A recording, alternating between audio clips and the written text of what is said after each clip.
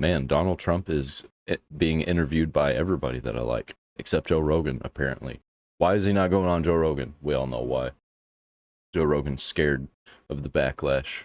He doesn't want to sway an election. So let's check out Donald Trump and Dr. Phil. This is the most important election in the history of our country. I'm not a threat to democracy at all. It's been 7 or 8 weeks since would-be assassin fired 8 rounds. How can you say it's luck when it's 20 million to 1, where that bullet could have missed? And has it changed you? Being president is a dangerous job. I never realized how dangerous. RFK Jr. has offered his support to you and your campaign. Will he have a role in your administration? The answer is yes, because if he doesn't have a role in the administration, what else is he going to do? Nothing for 3 years until he starts campaigning again? Catching up with me in Las Vegas, Nevada, where I am catching up with former President Donald Trump and Republican nominee for president 10 weeks from the actual election. We're going to sit down and talk about a lot of things. 10 weeks sounds like a long time, but it really ain't. It really ain't. So much can happen in 10 weeks, too. As we close in on the day, we're going to talk about where he stands after having an attempt on his life in Butler, Pennsylvania. We're going to talk about how he feels about now Democratic nominee Kamala Harris. We're going to talk about what he thinks the challenges are leading into this election and what has to happen to get independents to hear his message and come down on his side of the fence. We're going to ask him some hard questions and get some clear answers. Today, 10 weeks from the election. Mr. President, thank you for sitting down with me again. Thank you. Very proud to be talking to you. You've been really busy, and I have to ask you, it's been 7 or 8 weeks since would-be assassin Thomas Matthew Crooks climbed on top of a roof on a shockingly close building right in front of you and fired 8 rounds from an AR-style assault rifle, shooting you in the ear. Take a look at what happened.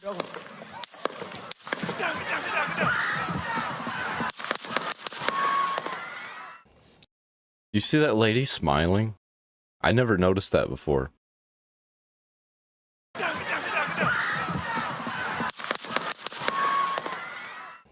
Experts said, weird. frankly, you shouldn't be here right now. Experts said a kill shot was almost a She might not have been smiling. She might have just been like, you know, looking over because it was bright.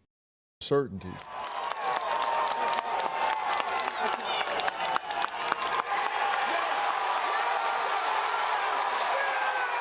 But yet, here you sit. You had to have asked yourself, you had to have reflected on this. How am I here? And why am I here? How do you answer that question? It's a very hard one to answer. When it happened, it was a whack. I mean, I said something's going on there. It was a real whack to the ear. But you're not thinking about that. And I was lucky I went down quickly, because if I didn't go down quickly, bullets were coming right over my head when I was down. I heard them. They were moving along. They moved pretty fast. I said, how fast does a bullet go? They said about 3,000 miles an hour. That's a lot. They gave it to me in feet, and then they gave it to me. I said, no, I want to know in miles per hour. And it's more than 3,000 miles an hour, and you hear it. You hear the whipping sound. So I was lucky in that regard. But the big luck was, because that's something you can control. Yeah, man, there were kids behind him, too. You go down quickly. If you don't go down quickly, you have a problem. But the big thing was the turn. And it wasn't only the turn, it had to be a perfect 90-degree turn. Yeah, straight up right there. Been, right behind him is a kid. I wouldn't be with you today. And I had to be. Messed up thing is, I've been seeing evidence of either CIA being involved or another shooter being involved. And man, government's behind it, and there are kids behind Trump, and they were behind shots being fired. I think if you're a fan of my channel, you know how I feel about people who mess with kids. Be looking at something to the right, and the people, we had massive crowds, and they were in front, so there was no reason to be looking to the right. You had no people right or left. And you know the graph, my all-time favorite graph, showing my great numbers on immigration, stopping immigration virtually at the border, which is a big subject. And I was very proud of that graph, but I only use it about 20% of the time. It's always on my left, and it's always at the end of my speeches, always. And this was the very beginning of the speech. I mean, like the very beginning, it was on my right. So if you add it all up, it's like millions to one. Millions, the odds. But I made that perfect turn. I just see it on television again. It's today, just before I came in. It's up big on the screen again today. Yeah, and people want to make fun of him because he's talking about it all the time, and he's talking about he make this perfect turn. Bro, if I almost died, I'd be talking about it too and being like, I just did just the right thing for me to not die. I'd be bragging about not dying, because not dying is pretty fucking awesome. And in finding out, I have the endorsement of the NRA, but I don't know. I have no knowledge of guns. Like, as an example, I have two sons that have extreme knowledge. They're great shooters. And Don and Eric both told me separately that that's a guaranteed shot for a bad shooter from that distance. 130 yards sounded like a long way away. As a shooter, that's a very close target. They said, to relate it to me, they said it would be like sinking a 1-foot putt. I said, that's not good. So why were you spared? You've had to reflect on this alone in the middle of the night in a golf cart riding down the way thinking about it. How do you answer that? Why were you spared? So there had to be some great power, because you just can't say millions to one, millions to one. I used to say 1,000,000 to 1. It's much more than that, because, again, you have to pull down the sign. There has to be a reason to go right, and I never go right. There's no reason. And not only go right, it's for about 1/8 of a second. It's not just right. It's out of all the time that we're on this planet, it's 1/8 of a second, right? So I shouldn't be with you. So is there a purpose? Well, is there a reason you think you were spared? I mean, the only thing I can think is that God loves our country, and he thinks we're going to bring our country back. He wants to bring it back. It's so bad right now what's happening when you...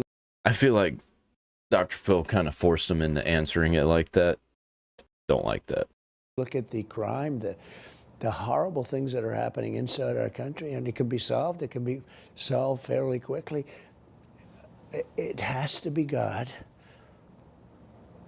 I mean, how can you say it's luck when it's, 20 million to 1, okay? I mean, it's just not possible that I was in that position. It's the only position where that bullet could have missed. And you believe in God? I do. You believe God's hand was in this that day? I believe so, yeah, I do. And I don't think it was literally God coming in and manipulating it. I think that it was already written. I think that that's just how it was supposed to go. You talk about the country. You believe you have more to do. You weren't done. You were spared for a reason. Well, God believes that, I guess. We'll have to see. Number one, I'm in an election with a very vicious group of people. I won the election against Biden. I was up by 17 or 18 points after the debate. And they said, you know what, he's going to lose. They went and told him he's going to lose, and we're going to change you out. And he said, no, I'm not going to do it. In fact, he said, only God will change me. But so who knows what happened there? But he said, I'm not leaving. He got 14 million votes. You know what I think happened with that kid firing off those rounds? I think that he had it, and he was like, he had the shots, and then he started freaking out because he's like, oh, I'm here. I'm doing it. Because it's so easy to just start shaking and not be able to help it. But you're right there. You have to do it. That's probably what happened. That's probably why he all of a sudden became a bad shot, or the worst shot in history. And Kamala got none, 0. She ran against him. She got 0. She never made it to Iowa, which is the first state. And here she is. She's on the other side. But, it's like nobody ever had this before. You have an opponent. In politics, you have an opponent, and you win or you lose. But you don't have an opponent, and then you're doing well against the opponent. They take him out. They give you a new opponent. They give you a nice, fresh opponent. And so I have to win that. And if I win that, that would really serve to say that there's some incredible power up there that wanted me to be involved in saving, and maybe it's more than saving the nation, maybe it's saving the world. You know, I get along with all those tough guys. And Russia wouldn't have gone into Ukraine. You'd have 1 million people. I don't think he's going to save the world. I think he might push it off a little longer, because if Trump wins this election, then the next election is going to be the most important in history, because who do we got?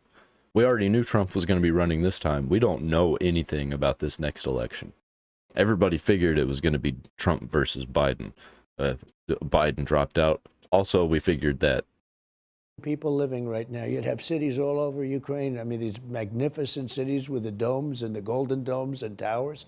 They'd all be up. They're right now demolished. So many, those cities, the country is just demolished.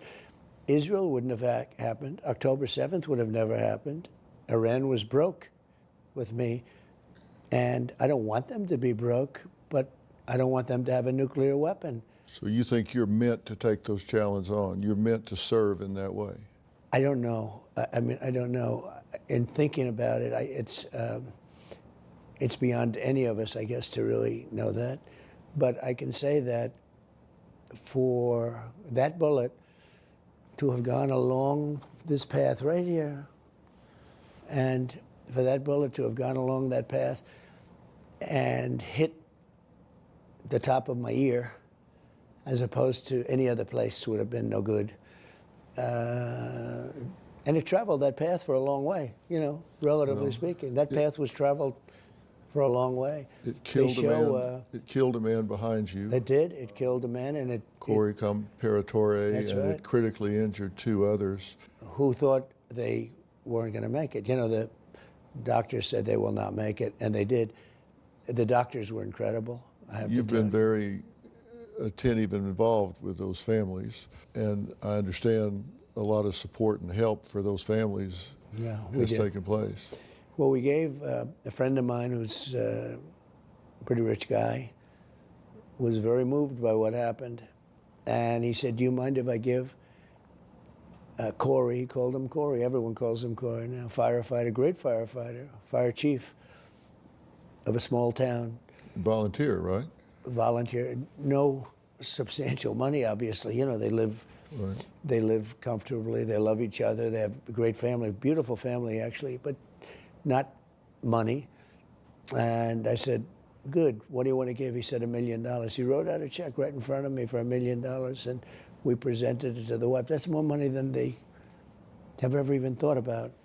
But on top of that, we raised close to $6 million in GoFundMe, and that's going to be split up. We're doing it now. that's awesome, man. Obviously, with Corey's family getting more, the other 2 made it, and they're going to be in good shape. I can't stress how good those doctors were. It was going to be 3 dead, and it turned out to be 1, but they were hit hard. Well, it was And terrible. they just made it. They were very close also. And so they're going to be getting probably close to $1.5 million each. How do Man, you feel about the life Secret changing. Service and the job? Like, imagine you go to a Trump rally, you almost die, and you come out of it a multimillionaire, or at least a millionaire that you were not before. They did. Well, look, they were very brave, because when those bullets were coming at me, and you saw it, I was down, because I went down quickly, fortunately. Otherwise, because the bullets were going right over my head. So that was another thing. But see, I don't talk about that as that was a question of going down. The other was a question of you had to be in an exact, perfect position, and it's almost impossible to have achieved that position. You have to be right. You have to have used the graph. The whole thing is just so crazy. You never use it at the beginning of the speech. Never. I've never used it at the beginning. I just said, pull down the graph. And I look over at the graph, and I get whacked. Sort of like a bolting deer. Don, my son Don, said, it's like a bolting deer. Great shots can miss a bolting deer. They shoot simultaneously with the deer bolting, and it bolts for some reason. I guess that was my bolt. But it was absolutely amazing. But the Secret Service, Obviously, somebody should have been on the roof. You can't, the roof was empty. And there was a lack of communication between local law enforcement and Secret Service. It seems to be coming out. So they're going to have to work that out. I can say this, on stage, we had great bravery because bullets were coming at me and they were coming right on top of me. And within about 3 or 4 seconds, I was covered with bodies. Oh man, Had don't say the it like sniper- that. That's definitely getting clipped out of context. Just the part coming all over me. I was covered in bodies. The Secret Service sniper, and it may have been somebody else in addition, may have been a local police shot also. I don't know. But had that shot not been made from a long distance, much longer, and hit its target, one bullet, then they would have been dead probably, because there would have been a pile and he would have been shooting into the pile. And in addition, you would have had a lot of people killed. This could have been like that Las Vegas disaster where that horrible human being killed a lot of people at a concert. Has this changed you? Has it changed your appreciation for life? Has it changed anything about you? Did you hug your kids extra hard? I mean, has it changed you? You know, a lot of people ask me, and a lot of people say, like, have you developed any fear of, you know, doing this? Like, because look, being president's a dangerous job. It's much more dangerous than a race car driver or than anything. It's probably the most dangerous profession if you think about it. Just go up and down the list. So you have 46 and numerous. Yeah, most dangerous as in like you can't walk down the street by yourself, yes. Because if you tried to do that as president, you would most certainly be assassinated almost immediately just by like random people on the street with no plans and no affiliations with any groups. Left early or got hit.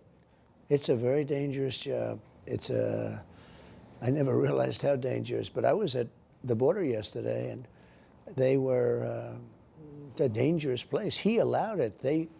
He and her allowed it to become dangerous. It's a very, very dangerous place. I was doing an interview and Secret Service said, "Sir, please, no more standing up." They don't want me to stand up. You know, people, especially with the kind of weapons they have today, people have shots. And, but it's a great job. It's an interesting job. You can do so much good, but it's a dangerous job. Well, you say that you may have been spared to serve, and to do that as President of the United States, you have to defeat Kamala Harris on November 5th.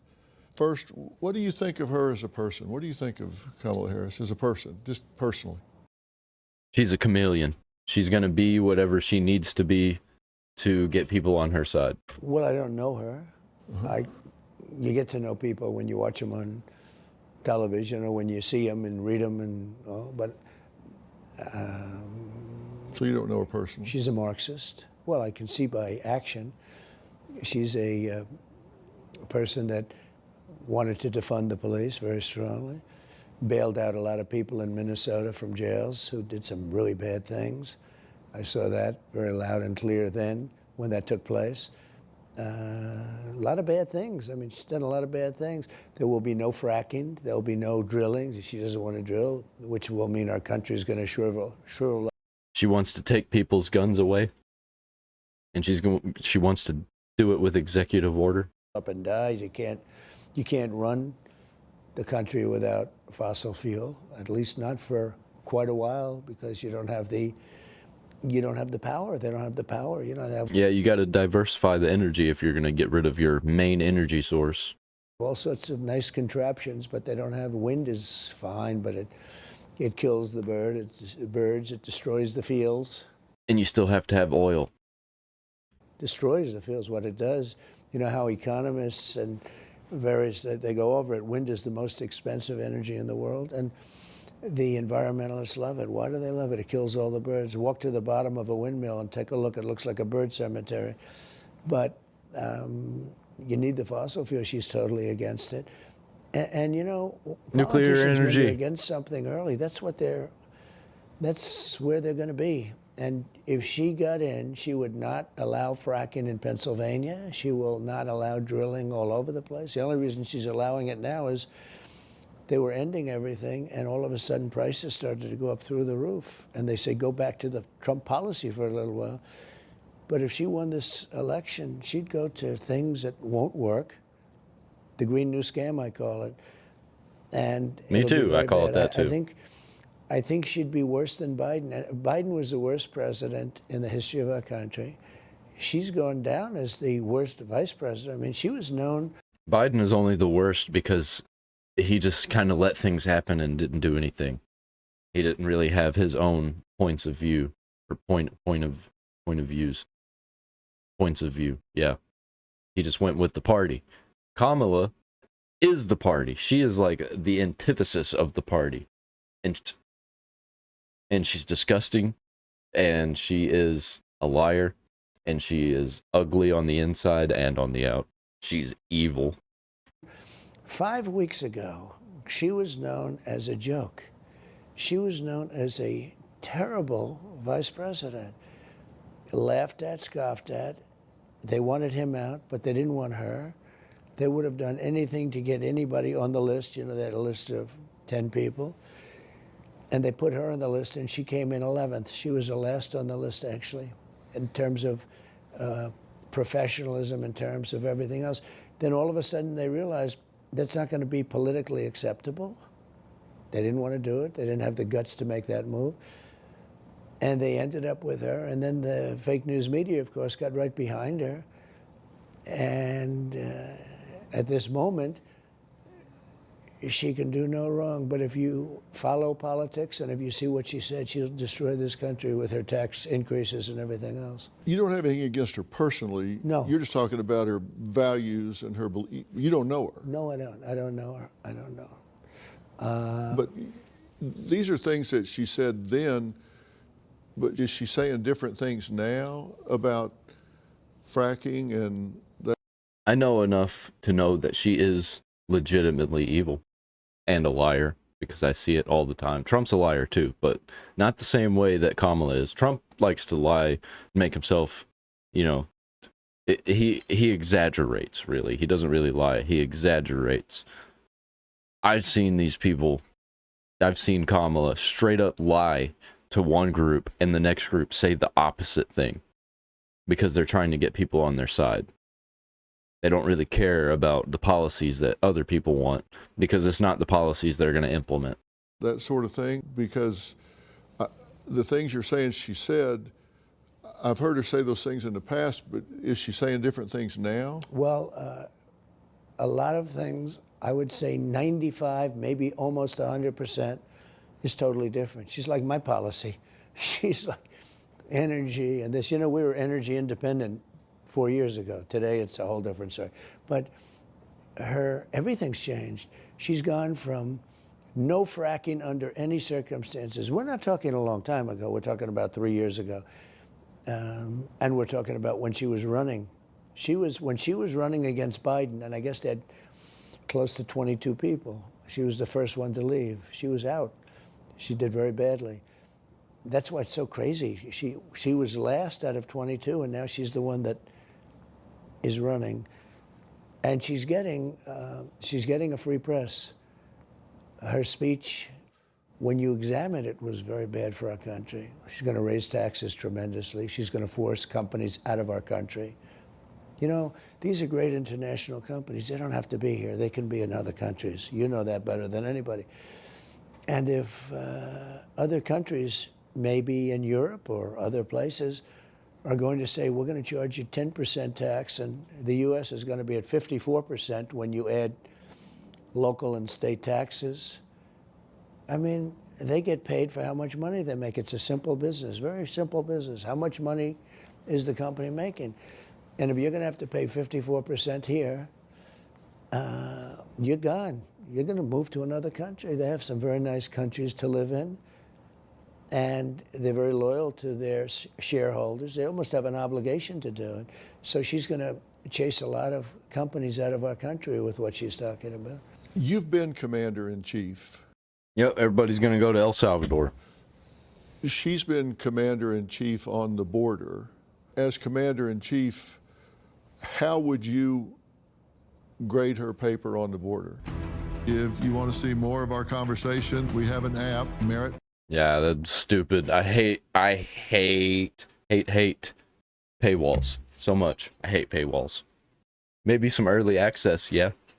Maybe some behind the scenes, but don't lock the rest of the interview behind a paywall. I was gonna give this interview like a 7 out of 10, 2 out of 10. This is a 2 out of 10 for that paywall. This is an L interview.